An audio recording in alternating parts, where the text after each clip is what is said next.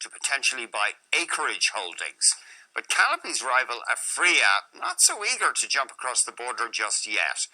BNN Bloomberg's David George Koch just talked to the company's chairman, Irwin Simon, and so Aphria early on put some toes in the water in the States, and then they pulled back because of the legal complications. Exactly. So tell us what the relatively new chairman is saying right now. Well, the company is right now involved in a 90-day strategic review of its entire operations and where it intends to go. Does it want to focus on on Europe, following its acquisition of some licenses in Germany? Does it want to tie up with a potential partner to create these beverages or other random consumer products for the cannabis market, or do they want to go and make a big step into the U.S. market that similar to what Canopy has done? And right now, I mean, they're having these discussions.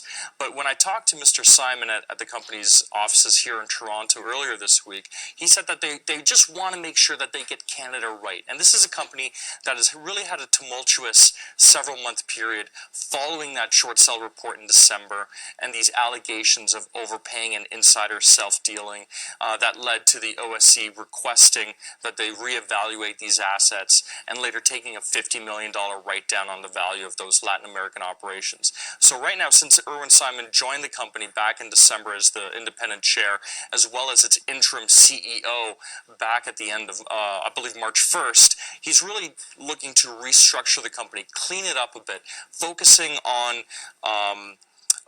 bringing its new automated assembly line back into practice, improving corporate governance, making sure that the company is ready for the second wave of cannabis legalization here in Canada before it really looks to make a play into the U.S. And of course, you have a piece now. I think it just went live on our website, David. That's correct. But Simon told you the governance here, the short seller report, that's been the elephant in the room for investors. Exactly. I mean, he really stated to me that there has been this black cloud over the company since the short seller report from Quintessential and Hindenburg Research hit the wires. After December 2nd, when that report came out, everyone wanted to run away from the company. And now, since Simon has come back, the phones are ringing again. There's potential interest in where this company is going, what they intend on doing.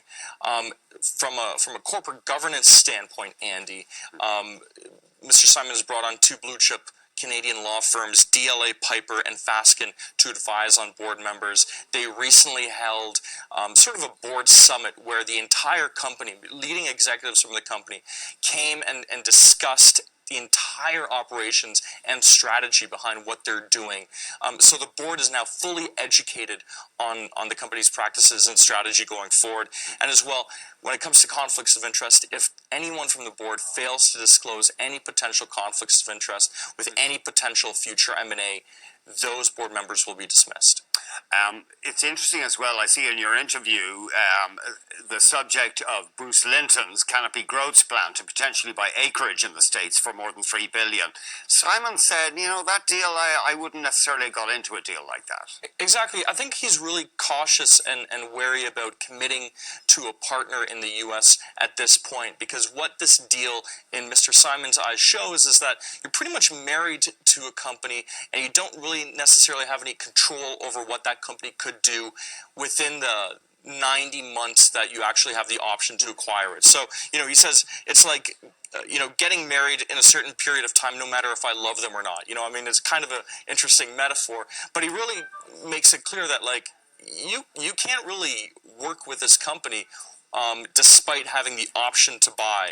So he wants to make sure that when they do go into the U.S., it is with the right partner that they do have some control over, as well as, what is the right strategy that they hope to nail down this year for 2020. Dave, we'll look for that piece on your website at bnnbloomberg.ca, or our website, not your personal one. Thanks very much. Thank you. David.